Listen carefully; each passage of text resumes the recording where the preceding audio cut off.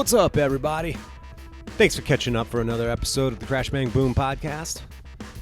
And if this is your first time, then welcome, and I hope you return. Today's guest is drummer Matthew Marquez, who presently plays with Norma Jean and can be heard on their new record, All Hail. We caught up when they came through New York with support for The Devil Wears Prada, and we got to talk about everything from scary tour stories to the process of working with Will Putney on All Hail, studio drumming as a hired gun versus being a member of a band, religious upbringings, and a whole lot more.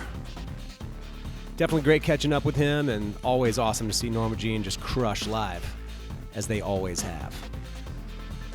Crash Bang Boom podcast can be found on my SoundCloud and YouTube pages, iTunes podcasts, as well as Stitcher, Google Play, Podbean, Luminary, and more. Check out any of the 160 episodes plus, and feel free to subscribe, give me a positive rating, a share, etc. The support is appreciated. Shout out to my sponsor, New Orleans Record Press. If you're looking to release vinyl for your project, check out NewOrleansRecordPress.com, where you can piece together an array of vinyl coloring and patterns and packaging and mastering and electroplating and more. Plus, you can add it all up in the real-time quote generator, and they print both 12 and 7-inch records in 150 and 180 gram variants. Check them out, and that's NewOrleansRecordPress.com. All right, here we go, y'all. Matthew Marquez, the one and only Norma Jean. Crash, bang, boom. Crowds go mad with joy. Right on, Matthew Marquez of Norma Jean. What's happening, dude? Hey, how's it going? Doing pretty good, man. I'm glad to catch up with you. It's a little chilly out here for a California boy, isn't it now? Yeah, it's, I guess for a California boy, this is sort of miserable unless someone in California is a little tougher than me, but. Yeah, I mean, I'm from the swamps of Louisiana, so this isn't really my environment either. Cold New York weather like this. Yeah. I rode home last night from band practice on my bike, and it was 14 degrees wind chill. So it was brutal. I was covered up, but I had some of my face exposed, and then when I got home, I was like, it really, like paralysis starts to happen in the muscles in your face. Your face freezes up. Oh, yeah. It's fucked up. That's scary to me because, like, there's some tours I've done where the second you step outside, places like Canada and all that, step outside and your skin just starts burning almost because it's so cold. Yeah, absolutely. One of my buddies, he's from Saskatchewan, Canada, and he said you'll go outside and it'll be like 20 below zero. He said you'll cry because it's so cold, and then the tears will freeze to your face. Oh, man. See, I can't imagine that because it's just brutal. I was telling myself, don't cry in this weather. It's going to hurt. Absolutely, man. You're originally from South California. Yeah, born and raised pretty much in the whole like LA area, basically. Gotcha. So, yeah. Well, congrats on All Hail, the new Norma Jean record. Thank you very much. Finally got you on a record. Yeah. Right? With all this, the history of the band. Tell me a little bit about, one, this tour that you're on, and then two, we can talk a little bit about the process of getting this new material together and getting in the band and recording it and all. But first of all, what's up with this tour? Y'all are playing at the Gramercy Theater tonight. This tour's awesome. And I know a lot of bands will sit there in an interview and go, oh, yeah, this tour's awesome. But, I mean, really, this tour, we're on the road with some of the coolest dudes, and the other bands, Gideon guys, awesome. The Devil Wears Prada, those dudes are all super hospitable, super flexible, open-minded, generous, giving people. Yeah. And it just makes for a good touring environment because there have been, I'm sure every band has had their moments on tours where there was a band they had to do a whole month with that they just didn't click with or something. But this tour is just like it's like a tour of brothers, you know, right. And the shows have been great, and all the bands really look out well for each other. You know, it's a good environment. Excellent. And this is, y'all are about, what, a third of the way through it? Or how? Oh, no, we're on the tail end. Y'all are? Yeah. Okay. We've got a day off after this show, and then a show in Chicago and one in Milwaukee, and then that's it. Gotcha. So we've already knocked out, I think this was a 4-week tour. Good solid month. Yeah. Thankfully, haven't hit crazy weather, only like twice, I think, where it kind of scared us a little bit. But, yeah, you know, so far so good. Yeah, you wouldn't necessarily want to do it in like January, February. No, and I've done plenty of tours in that time of year, either in Canada or in the States, and it's scary. Absolutely. It's scary. You almost wonder, like, why this time of year are you out there? Does anyone tour during that season? It's like, man, bands need to close for the winter or something, you know? Like, the shit is seasonal, man. Yeah. Tell me, do you have any particularly scary stories about touring in Canada and driving, or any particular one that strikes your memory? The one that strikes my memory the most was actually my first tour with Norma Jean back in 2010. Oh, shit. It was a Canadian tour with Alexis on Fire. Okay. And we were on our way to the west coast of Canada. We're driving through, I believe, Wyoming somewhere. Oh, yeah. Interstate 80. Most bands know Interstate 80 is like they call it the devil's backbone. Because it's just, every band, when they wreck, you hear about them wrecking, 90% of the time, they wreck on that section of highway. Oh. And it's scary because it's icy, it's all flat, it's all super windy, and, it's just dangerous. But Jesus. Our van and trailer 180'd on this highway. Oh. And I remember I was laying down and I felt the van spinning, and the spinning kind of sat me up. And I look outside and there's like the semi truck like coming at us, like sliding toward us, and we just, I can't exactly remember the play-by-play events of it, but I just remember that we almost got flattened by a semi, and we pulled off of the highway and got to the first hotel we could find in the midst of this blizzard. And like complete whiteout blizzard, couldn't see anything. Yeah. And we canceled, I think, 2 shows to wait out this weather, and because we were going to be delayed pretty bad. But thankfully no one was injured. We're all safe. But yeah, that was a life flashing before your moment, before your eyes kind of moments, Absolutely. Yeah. Damn, dude. I've gone on vacations in kind of crazy weather like that, but that's a different thing of being in a van, pulling equipment, and doing all that. That's a whole nother level to traveling in dangerous weather like It's kind of scary because, like, I don't know if fans always think about it. I know some fans do. Some of the hardcore fans are like, please travel safe, like, blah, blah, blah. Like, if there's anything we can do for you. But overall, like, they come to a show, they enjoy the show. We love putting on a show for our fans. We love the fans. But a lot of them, I don't know how often they might think, oh, these folks are traveling to another city after this in the craziest of weather. And those fans will get to a show and be like, yeah, I'm stoked to see this band, hardly knowing, I guess, like what we went through to get there. In some cases, there is like experiences where you're wondering if you're going to make it. And it's crazy. Like that side of it, that it's an unspoken side of being on stage, I guess. Absolutely. Yeah. Well, you mentioned 2010 doing that, the near-death experience out there with Norma Jean. For those who may not know, I know that you toured with Norma Jean for a period, I believe, post-Meridional. And then, I guess, what was the story? How did you end up doing that for that phase? I got my start drumming for Norma Jean based on already knowing the guys from working for them. Okay. It's kind of funny. Like, my dad always told me when I was a kid, he's like, maybe you should get on the road, like, just as a road crew guy, and, maybe you'll land a gig. And younger me was like, I don't want to do road crew stuff. I want to play drums. I was being like a stubborn kid, but he was right. Him and my mom were very right about that. A friend of mine who owns a drum company, Truth Drums, calls me one day and says, hey, do you want to be a drum tech for Norma Jean? I said, well, absolutely.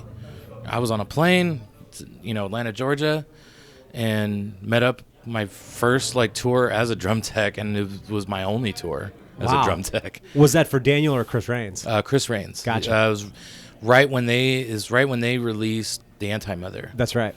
And so we did this 4 or 5 week tour. I went home, and I started trying to find my other gigs and things like that, like my own bands, and started my own projects. I ended up getting picked up by Haste the Day for a tour to fill in on drums for them when they released their album Dreamer, which was kind of a short-lived thing. There was a lot of reasons behind that, but I did the tour. Afterwards, came home trying to figure out again, what's next? And I was back in the local scene again after doing these crazy tours, and so I was back and forth. It was kind of turbulent, and me always kind of wondering, what am I doing? Am I doing the right thing or not? Sure. But just knowing that I couldn't stop. I need to play. And I remember there was one day that Corey called me and was like, and I missed his call. And I hadn't talked to Corey at this point, I think, in a year and a half or 2 years. Uh-huh. And he just kept calling my phone, and I finally saw it and answered it. And he's basically said, hey, come play in my band. I was like, oh, okay, all right, let's do this. That's amazing. He sent me a list of songs, and then that tour with the scary near-death experience happened. Right. And that was in the winter of 2010, and I was with them until 2012 in the springtime. Okay. And in that time, like I was still like from 2012 basically until even 2 years ago, I was doing like little on and off things with them. Okay. So all the things that were kind of involved in like 2012 was like songwriting, like where I was in writing sessions with them when they were putting together the Wrongdoers album. Right. And there's a handful of songs on there that I helped write with them, which is cool. But at the same time, I had started a band at home. Back in L.A. Yeah, called Hardest. We were getting offers from Fearless and Roadrunner and stuff like that. And so there was kind of this pinch where, hey, I know I kind of made this decision. The Norma Jean guys were super cool and supportive of it. Like, that's what I love about it. Everyone was like real family oriented about the changes that I was making in my own life. Right. As a drummer. So the timing with Roadrunner wanting to push a deal with us didn't coincide well with Norma Jean wanting to finish writing Wrongdoers and record it and release it. So gotcha. I had to make the choice at that time, and but they got Goose in the band, who went on to actually record the drums on that record. Did a great job. Yeah. Who I've interviewed. Yeah. And Daniel Davison. And Legs, for that matter. I interviewed Legs when they came through with Corey for, I guess, what is it, 100 Sons? 100 Sons, yeah. Yeah, I interviewed him in that. And then, so there's this weird Every Time I Die connection with all three of those guys. Yeah. Right? How weird is that? Both Norma Jean and Every Time I Die. It is crazy. Yeah. I'm the only dude that has no ties to Every Time I Die, right? Yeah, exactly. But it is weird now being in the band before these drummers and after them. True. You know, it's kind of it's cool, I think, because Corey and I have known each other for so long. Corey's one of my best friends. Like, I've known him longer than I think I've known anyone else in this industry, except for Jeff Barrios at Truth Drums. Oh, okay. Amazing dude. He taught me not just about building drums, but just about life. Yeah. Great life lessons, and I'm so thankful for the both of them, like, because of those things. And I'm still learning, but right. Do you work at Truth Drums?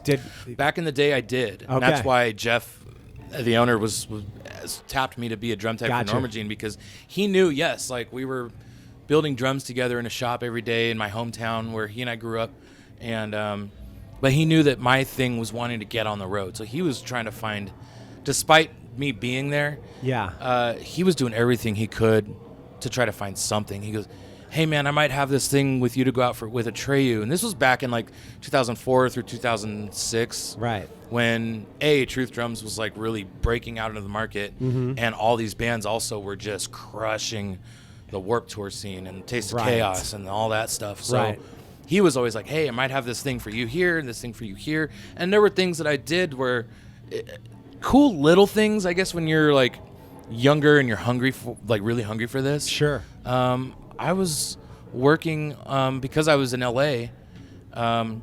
He would say, hey, Anberlin's in town. They're playing on Jimmy Kimmel or something like that, or Paramore playing on Jimmy Kimmel. They need a Truth drum kit for the stage. So I would get an all-access pass and go to the Jimmy Kimmel show with a drum kit and just sit there and hang out and listen to the sound check for Paramore when they put out Riot. I was able to just kind of like be there for little moments like that. Yeah. And I was doing it for all these bands, Anberlin, Asking Alexandria, Paramore, just like pretty much a one-day stage tech for drums, basically. Yeah. So I had a lot of cool experiences with that. And sounds like the dude hooked you up a lot. He did. He's always been so great about trying to like share the things that he's been able to accomplish and share that with people. And he knew that I was hungry enough to try to get anything that, you know, on a resume down the road, it looks kind of cool to be like, yeah, even if it was one day you worked with this band or whatever. Sure. And now beyond that there's like this Norma Jean thing. I wouldn't know Corey if Jeff didn't call me that day and ask me to be a drum tech. It's bizarre. Yeah. Strange sequence of events always leads to something or other, doesn't it? Yeah, absolutely. That's amazing, man. Well, going back, I guess, to you re-entering into the fold, so to speak, how did that happen? And tell me a little bit about the writing process and ultimately recording this record, All Hail. Corey and I had kind of like talked originally about, and this was sometime last year, around this time last year, about possibly coming in and doing even just like percussion stuff, you know, because they had been writing the record at the time with Corey's brother Matt. He's a great producer from Arkansas. Like he's and a drummer, and they were just like, hey, like come into the studio, like let's do this and this and this, and like just offering my input when they were kind of like getting together with Will, but like there was just like an unfolding of events to by the time I was on a plane on my way out there, I walked in and they're like, hey man, like we're gonna have you track the record and blah, blah, so you have all these songs to collaborate on with or whatever. And Matt and I worked together on just kind of getting me up to speed on like songwriting stuff. How long was that process of just getting you up to speed on all the songs? Man, it was like 2 weeks. But it was a gauntlet of 2 weeks. It had to have been, because there's at least, like, excluding interludes on the record, there's, 12 or 13 songs? Yeah. So there's a good bit of songs that you had to learn then. Yeah. So, I mean, and I would learn the songs, but then I would also go upstairs in the studio and then do, like, a full band pre-production of those songs. So the song I just learned was being taken upstairs and being changed and re-recorded. Right. And then it would repeat that process until we got through all the songs, and then that whole next week after that was the tracking. Gotcha. So all the stuff that I had just learned and then relearned, now I'm tracking it and making the final takes of it, and stuff is still changing. Oh, shit. But I feel like I was more prepared for that than I originally thought, because I did get a good, I guess, foot in the ground as a studio drummer in L.A. Yeah. Through this producer, Eric Ron. We've done tons of records together. And so he kind of got me seasoned with that whole, hey, here's this part that you're not too entirely familiar with. Yeah. Come play it. Let's work on this. Oh, by the way, this is changing right here. Now go. So you're familiar with the process and the little bit of the fly by your seat of the pants kind of scenario. Yeah, absorbing that information quick, putting it down quick, adjusting the changes quick. You know, like there was some things that Will gave me as like a run for my money, but at the end of the day, that's the challenge of being a musician. And I had to like try to pull myself away from the session drummer mindset, knowing that I came back to this band. It's like, I'm a member of this band now. I'm not a session drummer. You're not a hired guy, nothing. So I had to literally take out the robotics of being a session drummer, but apply the techniques of a session drummer, if that makes sense. Sure. And focus more on my artistic detail of how I was going to record this record and how I wanted stuff to sound, and even right down to the way the drums sound.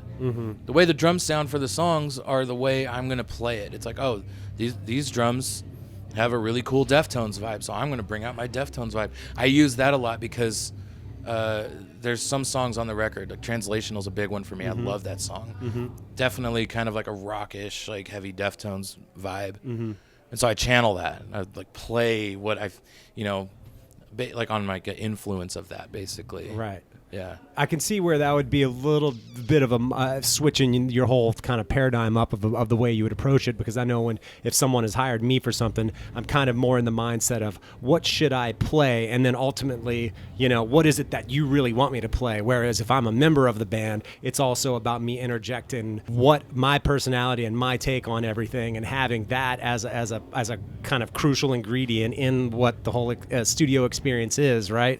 That's kind of the trick of, I can see how you'd have to flip your mind a little bit. Yeah, and there's a chemistry with the musicians in this band, obviously, that even when I had split off to do other projects, I didn't have that same chemistry. Yeah. Even if I really believed it or if I was passionate about it or something, there's a chemistry in this band that I've not seen anywhere else. And so being in the studio with these guys and understanding that they're not looking for a session drummer. We don't want you to play note for note this thing we wrote. Like we want this part to have some unison to it, but exactly put your spin on it. That's great that they would allow that freedom and encourage it as well. That's the kind of environment you want to be in if you're contributing, right? Exactly. That's one of the things I love about having come back to this, is because I feel like I came home as far as a creative mind, as far as all my years of playing drums and wondering where I was really kind of meant to be, so it feels like I came home in a sense. Right. And I actually laughed with Corey about it, because someone asked us after a show on this tour about the history with me coming and leaving the band and coming back. And I explained it, and Corey was dying laughing when he heard this. I said, I feel like I was a rebellious teenager who ran away and then realized that he was going to be out of money and starving and stuff, and so he came back home to mom and dad.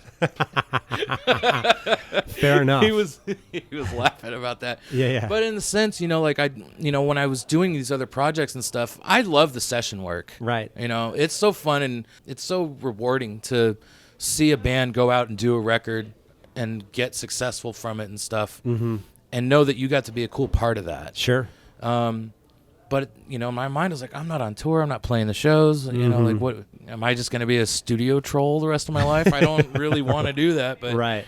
So I'm a drummer. I need to play. Yeah. So yeah, in that sense, I feel like I just came back home because I just I was sick of being, at my house and not on the road and stuff.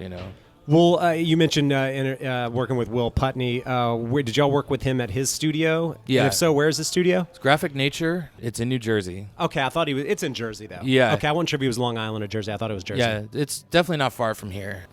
That was we recorded the record in February. Great dude. Super detailed guy. Funny as heck. Direct, There were days where he was like, stop, do this, and I would do it, and he'd be like, you know what, that sucks, never mind, go back to this. And there you go, at least he acknowledged it. Right, but the thing is, like, he's a very cooperative producer. His idea of helping a band craft their sound isn't grabbing the guitar and showing you what to play. He'll just look at you and be like, this part's not good enough, change it. And leave it to you to change it. Right. Which is cool because that way the band is still calling on their own artistry and ideas to improve something. Crazy good method. I love it because there are some producers out there that will just write an album for you. And no disrespect to them because there's different methods, there's different reasons bands go to different producers, and I love and respect it. I just liked Will's mindset because Norma Jean is such a crazy band. They were not necessarily one of those structured bands in a sense. There's so much stuff going on in every song.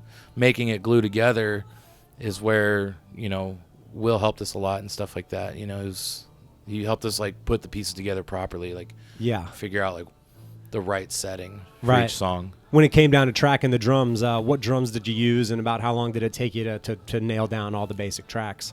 The kit was kind of a Frankenstein thing. I'm a fan of that. Obviously, in a studio, like a tone is what it is, no matter what drum it is. So if it's cohesive or not as part of a kit, then like you have to figure that out. So we were using a DW Collector's kick drum, a 22-inch kick drum with a 12-inch matching rack tom.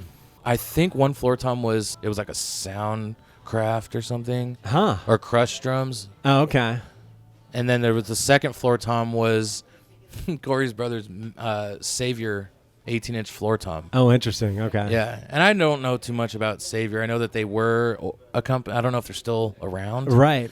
But that drum just did the job on the album. It just absolutely did. It's funny how that works. Yeah, and then the snare is my favorite part. We used, I think it was a reissue of their it's like a 90s bell brass, 14 by 6.5 bell brass. Oh man, with die-cast hoops on it. Someone just mentioned that I didn't know that they did a reissue of it, but I just did an interview a few weeks ago, and the guy was talking about one of the drummers that he was on tour with, and he was playing one of the original, I think like 90s ones or something like that, and he said it sounded absolutely incredible. Yeah, so I think they did a reissue in the early 2000s. That's when the reissue was. Gotcha. Okay.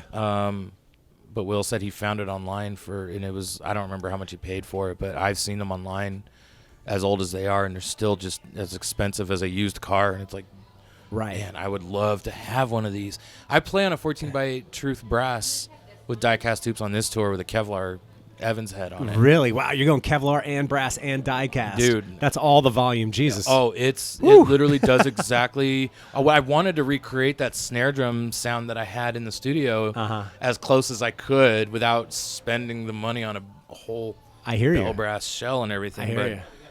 It definitely does the job. Yeah. Probably the best sounding snare I've got right now. I was like, man, this thing is my baby now. That's and I've awesome. had it for years. And I've always been like, man, this thing sounds cool in the studio, this blah, blah, blah. Live, it never really, really did it for me until I got the die-cast hoops and that Kevlar head. It just, really? Yeah, it's awesome. That's wild. I've got like 3 brass snares right now, 8 total snares, but I'm amidst selling like probably 3 of them. In fact, I'm selling 3 of them. But yeah, because I'm going through like a snare midlife crisis. This is your plug right now. Yeah, Selling some anybody, snare by drums. the way, feel free to swing by the Crash Bang Boom Podcast Craigslist. But yeah, I just got to get rid of some shit, man. New York living and we don't have room, and I got to, it's fucking expensive. Yeah. This is the way it goes, man. Yeah, Gotta get rid of shit. I mean, I definitely have slimmed down like my collection of stuff because after a while, there's no reason really. Yeah, if you're not playing it, then you don't need it. Yeah. And I totally respect. I got a lot of friends that collect drums. I'm kind of jealous. Right. But it's like I've got like a small recording studio set up at home. Nice. And for me, it's kind of like, well, I know that this one works. I know that this drum sounds good, or I know that this. Like my roommate has a couple guitars. I'm like, these ones sound great. Mm-hmm. It's like I don't need to like collect a crap ton of instruments. I don't think, because I'm just not at that point yet anyway. Yeah. If I was maybe doing like a platinum records and stuff, then I could justify having all that stuff. Yeah. But I'm just a little guy, and I'll record like some really cool artists and stuff. Yeah. So you can record live drums in your house. As of recently, yes. Like That's amazing. We totally tailored, like a setup type thing where. It's not like it's not the fanciest live room, but we set up the drums somewhere, and just as long as you mic it properly and gain it properly and all that stuff, like you can still capture good stuff. That's awesome. That's the one thing like I always tell people. I'm like I finally got over my whole belief that you had to have a fancy room to get good drums. Right. You don't need to. Yeah, it's great if you can get it. It is absolutely for sure. great. Yeah, the drum rooms that I record in LA are amazing. I bet. Incredible. Yeah. But don't let that stop you from doing what you want to do anyways. Like, those producers worked their asses off for years and years and years and saved up and spent the money and invested in all this stuff to have the rooms like that. Right. Not everyone can do that. Yeah, But sure. that doesn't mean you're not allowed to record. And use some plugins and use some compression. Yeah, exactly. Yeah, exactly. Just go for it. I hear you. Well, going back to, I guess, when you first started playing drums, you grew up in Southern California. How did you end up finding the drums in the first place? There was 2 ways that happened.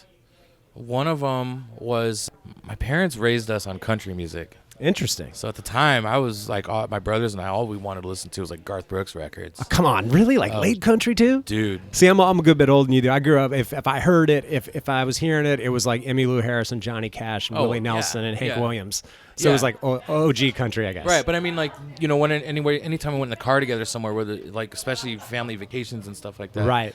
They would put on the radio, and the radio was playing. Gotcha. The stuff like. Clint Black, Alan Jackson, Garth Brooks, all that stuff. And we were just obsessed with those Garth Brooks records.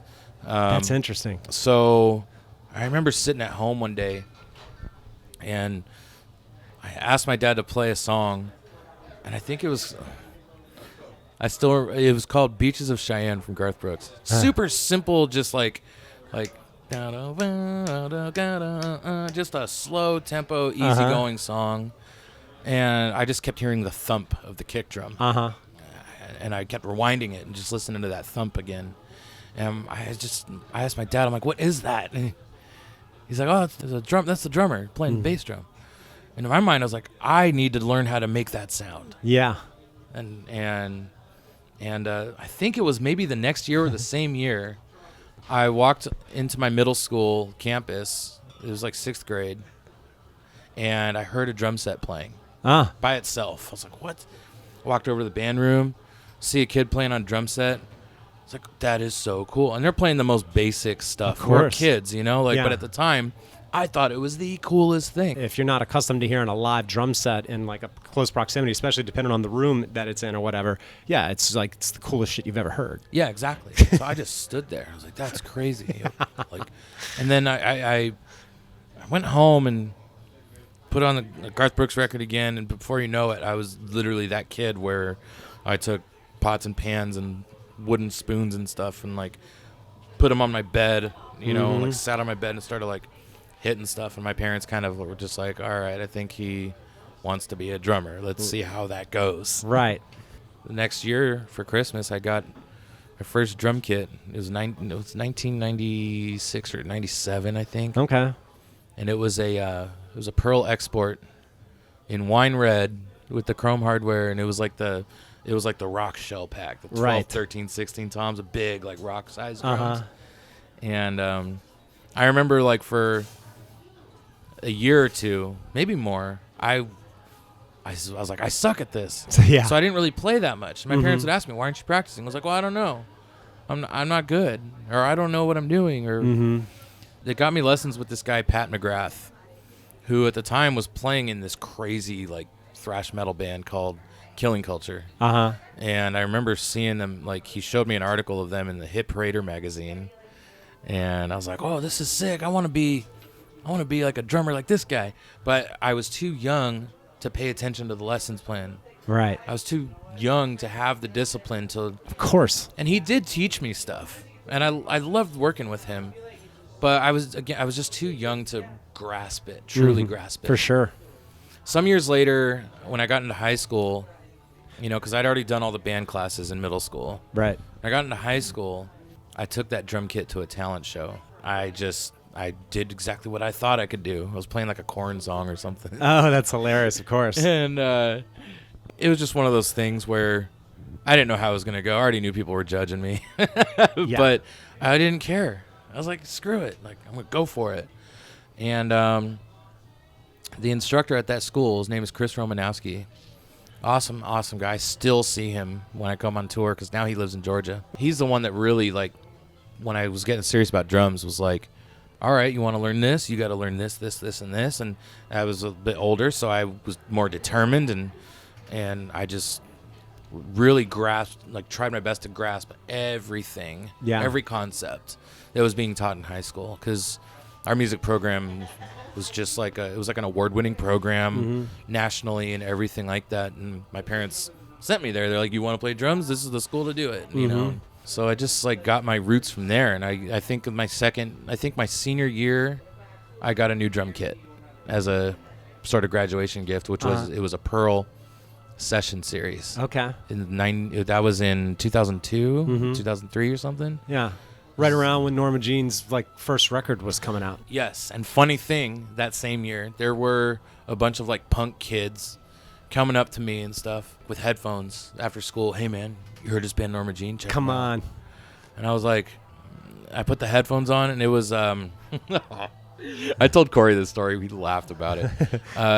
I can't remember exactly what song it was. I want to say it was either Memphis We Laid to Waste or Face Face. Yeah. But either way, the dude gave me the headphones, and I'd never heard anything like this in my life. It was recorded bad. Like, it just sounded sloppy. And so I looked at the dude. I'm like, this band sucks.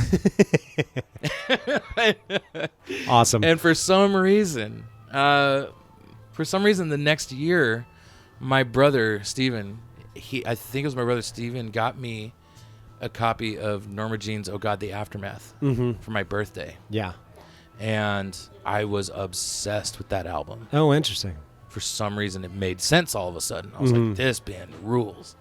And so I was like learning songs in the garage, and then like trying to find a band, like, hey guys, like, you should listen to this record. We should sound like this, or like, let's write crazy songs like this or whatever. And it was funny because I actually ended up finding some bands or members for a band that I was in that wrote this crazier stuff, and they wrote it well. At the time, I was like, I'm stoked. I'm in this cool band. And around that same time, it was when I discovered the whole Truth Drums thing. Jeff and I became really good friends. Worked at the shop, ran all those cool little errands for him for like the TV shows and all that. Right. And built my first drum kit ever, and it was a Truth. It was a monster drum kit because at the time Under Oath was blasting Truth drums everywhere. Right. So I got a kit modeled after him. Oh, wow. Like 24 by 24 kick. Oh, 24 by 24 depth is so ridiculous.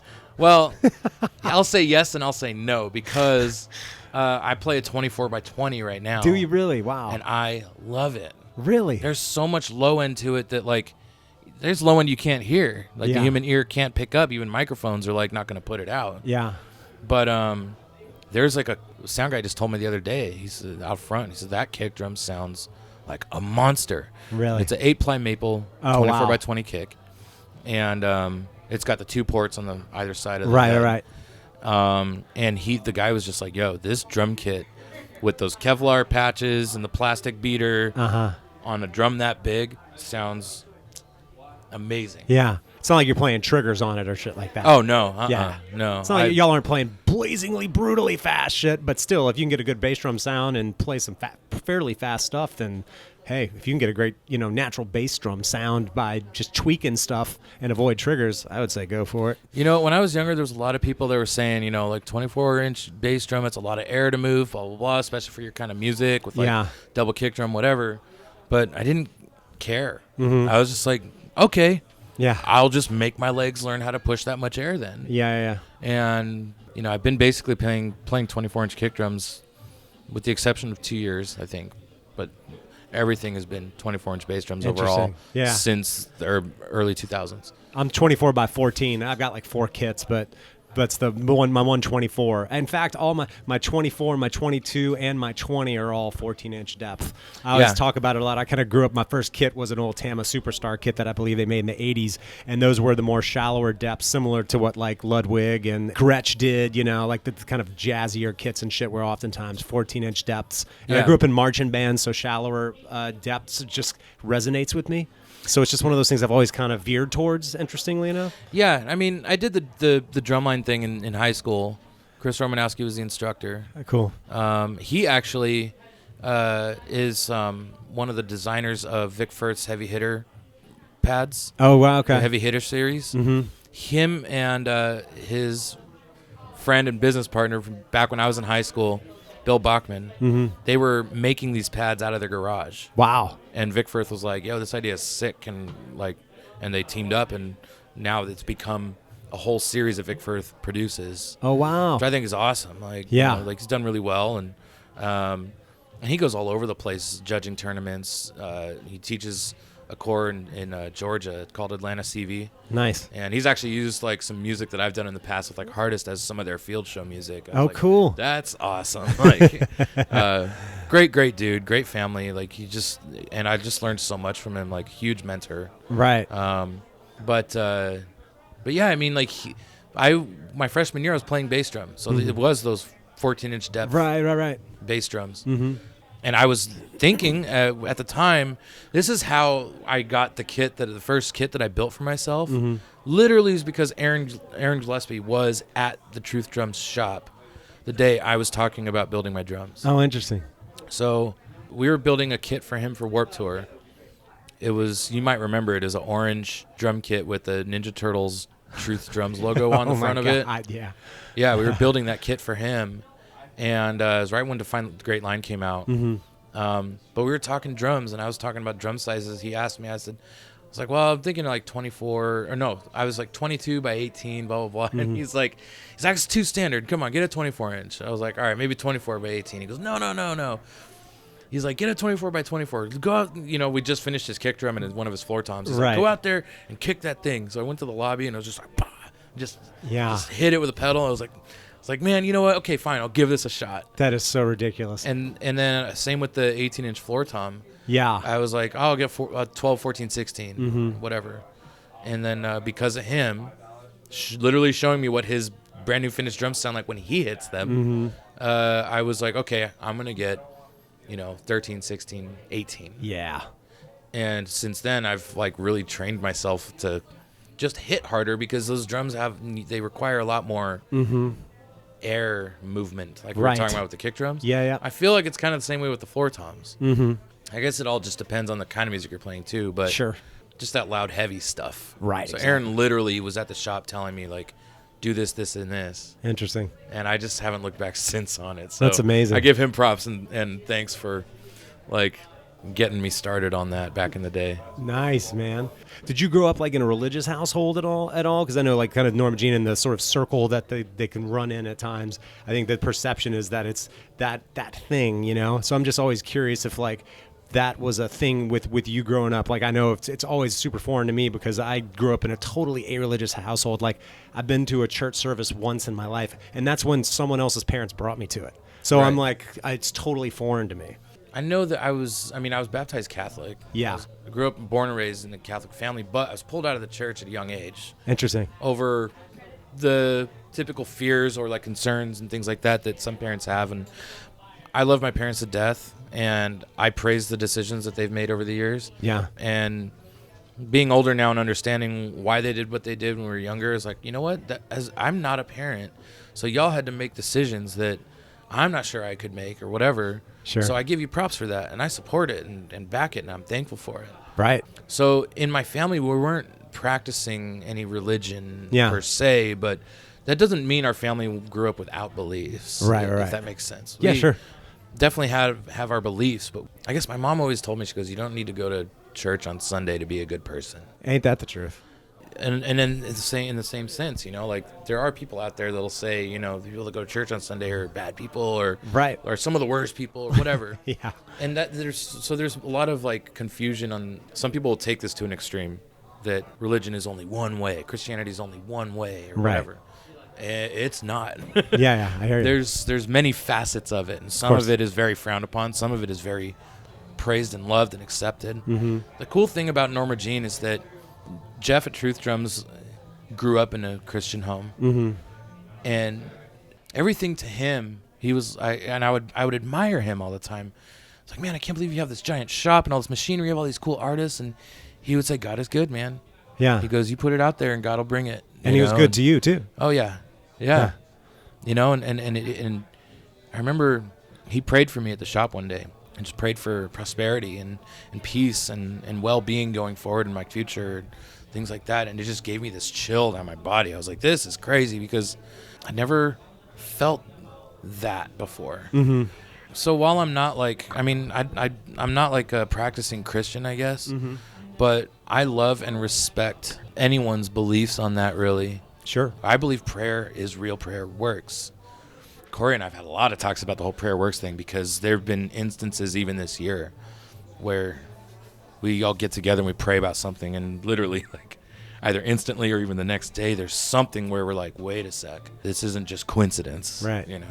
So like everyone in Norma Jean's had some sort of religious upbringing or background. Mm-hmm. And I don't think they ever really wanted to present themselves as a Christian band, because the fans put a weird label on it. For sure. And the thing is, though, is that anyone in this building all have different beliefs. Sure. You know, and I respect and love and admire the beliefs that Corey has or Grayson has and Clay. You know, it's like there's different aspects of life that people come from. Sure. I was raised in a family, like whether we went to church or were religious or not, to accept those people, love those people, respect them. Because one day we would want that same thing returned to us. Mm-hmm. So it doesn't matter in my family what religion you are. Like it's like, are you a good person to me? I'm going to be a good person to you. Yeah. Seems simple enough when it's whittled down to that, right? Yeah. And then being able to actually go out on tour and stuff with bands and stuff and meet all these people in other states, other countries, and see the way that they view or perceive things. You come to learn to admire and respect all those things. Mm-hmm. And that respect gets returned to you and stuff like that. So if you ask me about like the religious aspect of it, God has called on us to just love everybody, accept everybody. You know what I mean? I will like just show respect to anyone and love to anyone, because there's not enough of that in this world, I don't think. I would agree. There could always be more. Ain't that the truth? My God. Right on, man. Well, man, it was fun talking to you. Thanks for catching up. Again, congrats on All Hail. Glad, once again, that you're finally on a Norma Jean record after coming in and out and returning to the beacon, the Norma Jean rock beacon, the Your magnetism. boy came home. Yeah, you're back home. Yeah. Right on, man. It was good talking to you, dude. Likewise. Yeah, man. Alrighty, then. That does it for today's episode. Thanks to Matthew for catching up, and congrats on All Hail. Norma Jean remains to be one of the most killer live bands out there, so if you get a chance to see him, I suggest you do it. Dudes rule. We'll catch you next Monday. Crash, bang, boom!